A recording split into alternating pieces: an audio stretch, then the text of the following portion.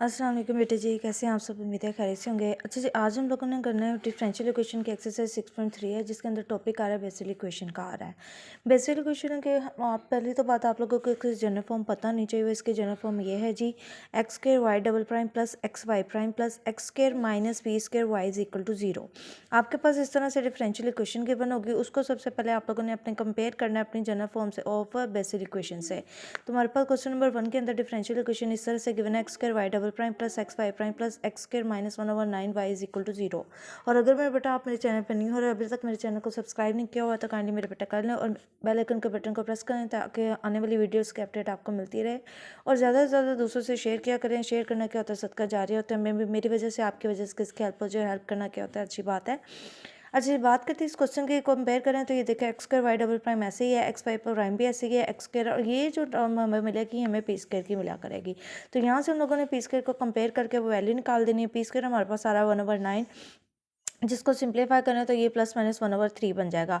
जब हमारे पास ये पी स्क्वायर डिसाइड हो जाता है, फिर हम लोगों ने इसका क्या लिखना होता है, जनरल सोल्यूशन लिखना होता है बेसिक इक्वेशन का। तो वो इस तरह से होता है, अगर हमारे पास आंसर इंटीजर के अलावा है, इंटीजर का मतलब है कि आपके पास 1 2 3 ऐसा होल नंबर के फॉर्म में कोई आंसर आ रहा हो, डेसिमल फॉर्म में ना आ रहा हो। जैसे ये फ्रैक्शन में ना, फ्रैक्शन को अगर मजीद सॉल्व करें तो पॉइंट में आंसर चला जाए, तो इस केस में हमारे पास जो जनरल सोल्यूशन बनता है वो इस तरह से बना है, y is equal to C1 J P of x plus C2 J minus P of x. ठीक है, ये जो पी की वैल्यू होती है हम लोगों ने यहाँ पे इंसर्ट करनी होती है। एक दफ़ा हमारे पास क्या आ जाएगा, 1/3 पॉजिटिव में आ जाएगा, और एक दफ़ा हमारे पास क्या आ जाएगा, नेगेटिव केस में आ जाएगा। अब बात करते हैं इसको क्वेश्चन नंबर 2 के। क्वेश्चन नंबर 2 के अंदर डिफरेंशियल इक्वेशन इस तरह से गिना, x square Y double prime plus x Y prime plus x square minus 1 y is equal to 0। General form से कंपेयर करें तो यहाँ से पी स्क्र को कंपेयर किया जाए तो हमारे पास वैल्यू क्या आ रही है, 1 आ रही है। ठीक है, स्क्वायर खत्म करेंगे तो ये प्लस माइनस 1 बन जाएगा।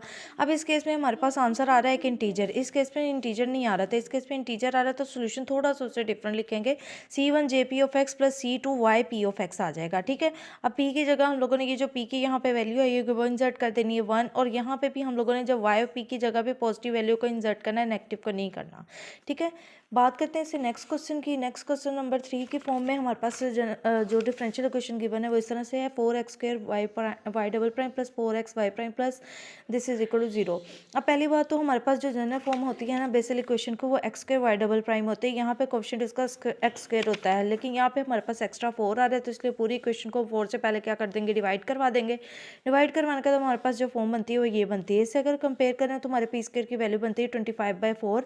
मजीद सिंप्लीफाई करें तो प्लस माइनस 5/2 बन जाएगा। तो ये भी हमारे पास क्या है, इंटीजर वैल्यू नहीं आ रही, तो इसका मतलब इसके जो जनरल सोल्यूशन लिखा जाएगा y is equal to C1 J P of x plus C2 J minus P of x. तो पी और माइनस पी की यहाँ पे वैल्यू इंसर्ट कर देंगे। क्वेश्चन नंबर 4 के अंदर देखें, हमारे पास डिफरेंशियल इक्वेशन इस तरह से गिवन है, x y double prime plus y prime plus x y is equal to 0। अब कमी किस चीज़ की है, बेसिक इक्वेशन के। हमारे पास यहाँ पे वाई डबल प्राइम का जो कोफिशिएंट होता है वो एक्स स्क्वायर होता है, तो इसको एक्स स्क्वायर बनाने के लिए हमें पहले पूरी इक्वेशन को एक्स से मल्टीप्लाई करवाना पड़ेगा। एक्स से मल्टीप्लाई करवाने के बाद हमारे पास ये फॉर्म बन गई। इसको मजीद हम एक्स के यहाँ पे हमारे पास होता है ना, एक्स के माइनस पी की फॉर्म में होता है। तो अगर हम कह देते हैं कि हमारा पी इस केस में क्या आ रहा है, 0 आ रहा है, तो इसका हमें पी स्क्वायर की अगर वैल्यू निकाले तो वो हमारी 0 होगी। जनरल सोल्यूशन जब हम लिखने लगे तो ये हमारे पास पी की जो वैल्यू इंटीजर आ रही है, तो फॉर्म इस तरह से बनेगी, y is equal to C1 J P of x plus C2 Y P of x. P की जगह हम लोगों ने ये वैल्यू को क्या कर देना है, इंसर्ट कर देना है। बात करते हैं इसे नेक्स्ट क्वेश्चन, क्वेश्चन नंबर 5 की। तो इसके अंदर हमारे पास डिफरेंशियल इक्वेशन इस तरह से गिना है, d/dx x Y prime plus x minus 4/x y is equal to 0। तो इसका मतलब पहले हम लोगों ने इसको डिफरेंशिएट करना पड़ेगा। डिफरेंशिएट करने के अगर दो फंक्शन प्रोडक्ट में पड़े तो इस पर पावर रूल प्रोडक्ट रूल लगाते हैं। प्रोडक्ट रूल इस तरह से कहता है कि अगर हमारे पास दो फंक्शन एफ और जी हो और वो प्रोडक्ट हो रहे हो, तो उसका हम लोगों ने प्रोडक्ट रूल इस तरह से यूज़ करना है, फंक्शन ऐसे ही। फिर हम लोगों ने d/dx लेना होता है जी फंक्शन का, प्लस सेंटर में आता है, और फिर जी का फंक्शन एज इट इज रहता है, और d/dx हम लोगों ने एफ फंक्शन के ऊपर अप्लाई करना होता है। अब अगर इसकी बात करें तो फर्स्ट फंक्शन एक्स ऐसे रहने देंगे, वाई का डेरिवेटिव लेंगे तो वाई डबल प्राइम हो जाएगा, प्लस अब y prime as it is रहेगा, और एक्स का डेरिवेटिव लेंगे, एक्स का एक्स के रिस्पेक्ट से डेरिवेटिव 1 हो जाएगा। तो ये प्रोडक्ट रूल से ये फॉर्म बन गई। यहाँ पे हम लोगों ने मजीद क्या किया, एलसीएम ले लिया। एलसीएम करेंगे तो ये हमारे पास एक्स एक्स का स्क्वायर माइनस 4/x बन जाएगा। मजीद हमारे पास क्या होती है, जो बेसिक इक्वेशन के जनरल फॉर्म होती है उसमें वाई डबल प्राइम के साथ एक्स स्क्वायर मल्टीप्लाई हो रहा होता है। तो हम लोगों ने एक्स स्क्वायर बनाने के लिए पूरी इक्वेशन को एक्स से क्या करवा देंगे, मल्टीप्लाई करवा देंगे, तो हमारे पास ये फॉर्म बन जाएगी।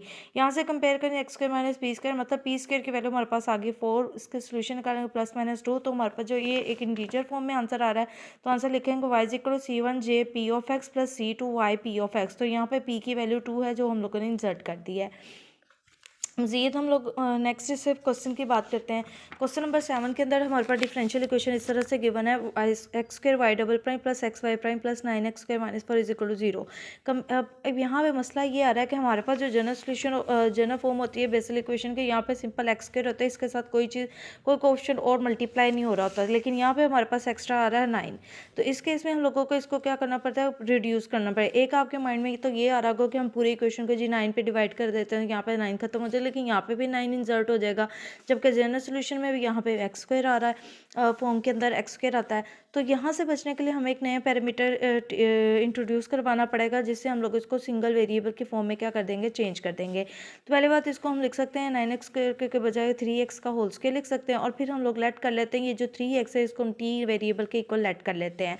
यहाँ से अगर x की वैल्यू निकालनी होगी तो क्या निकलेगी, t/3 निकल आएगी। और अगर हम लोगों के पास डी, अब हमें यहाँ पे क्या चाहिए, मज़ीद हम लोगों ने क्या करना है, dy/dx की वैल्यू निकालनी है, मतलब y prime y double prime को भी हम लोगों को चेंज करने पड़ेगा नई वेरिएबल t की फॉर्म में। तो हम क्या करेंगे, dy/dx निकालने के लिए चेन रूल अप्लाई करेंगे, वो बनता है dy/dt डॉट dt/dx। यहाँ से y फर्स्ट डेरिवेटिव निकालते हुए dy/dx कैसे निकालेंगे, अब dt/dx और dy/dt किस तरह से निकलेगा, dy/dt ऐसे रहेगा dt/dx, मतलब इस t का हम लोग क्या कर देंगे, डेरिवेटिव ले लेंगे दोनों साइड पे डेरिवेटिव लेंगे, तो ये बन जाएगा dt/dx। यहाँ से x का x के रिस्पेक्ट से डेरिवेटिव 1 होकर बचेगा 3, मतलब dt/dx की वैल्यू हमारे पास आ जाएगी 3। वो हम लोगों ने इसकी जगह इंसर्ट करनी, तो y प्राइम की वैल्यू हमारे पास आ जाएगी 3 टाइम dy/dt। अब हम लोगों को y डबल प्राइम की वैल्यू चाहिए, तो हम दोबारा से इसको डिफ्रेंशिएट कर देंगे, हम d/dx dy/dx पे दोबारा अप्लाई करेंगे, ये बन जाएगा d/dx 3 टाइम dy/dt। तो यहाँ से ये जब हम लोगों ने इसके ऊपर दोबारा से चेन रूल जब अप्लाई करना है, तो ये dt/dx इसके साथ मज़ीद आ जाएगा, ये वाला d और ये वाला d मिलकर क्या d² y और ये वाला d dt² बन जाएगा, ठीक है। और यहाँ ये 3 पहले से ही आ रहा है, और dt/dx की हमारे पास वैल्यू 3 है, ये हम लोगों ने इसकी जगह इंसर्ट की, 3 था 9 d² और dt², हमारे पास y डबल प्राइम की भी वैल्यू आ गई है। अब ये जो हमारे पास y prime y double prime की वैल्यू और t की जो वैल्यू हम लोगों ने लेट की हुई है, हम लोगों ने क्या करना है, अपने ओरिजिनल फॉर्म के अंदर जाके इंसर्ट कर देनी है। x² की जगह हम लोगों ने सपोज किया हुआ है t को, तो यहाँ से हमारे पास क्या बन जाएगा, t का स्क्वायर बन जाएगा। y डबल प्राइम हम लिख सकते हैं d² y/dt², ये x की जगह t आ जाएगा, ये बन जाएगा dy/dt प्लस हमारे पास हम लोगों ने ये 3x को क्या सपोज किया हुआ है, t सपोज किया हुआ है, तो इसका भी स्क्वायर आ जाएगा, ठीक है।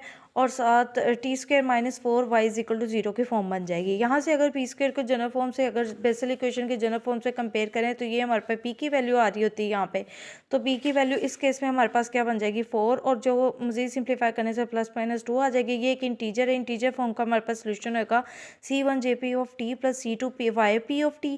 p की यहाँ पे वैल्यूज़ इंसर्ट कर देंगे, वैल्यूज़ इंसर्ट करने के बाद अब हमारे पास जो ओरिजिनल फंक्शन था वो x की फॉर्म में था, तो x की वैल्यू, और आंसर हमारा t के फॉर्म में है, तो t की वैल्यू को इंसर्ट कर देंगे, जो कि हमारे पास आ रही है 3x, तो यहाँ पे भी 3x और यहाँ पे भी 3x हम लोगों ने इंसर्ट कर देना है। तो ये थी सारी टाइप्स, मतलब जितनी भी इस एक्सरसाइज के अंदर फॉर्मेशंस बन सकती थी बेसिल इक्वेशन की, उसको रिड्यूस किस तरह से करना है, वो सारी मैंने इसमें क्या कर दी है, डिस्कस कर दी हैं।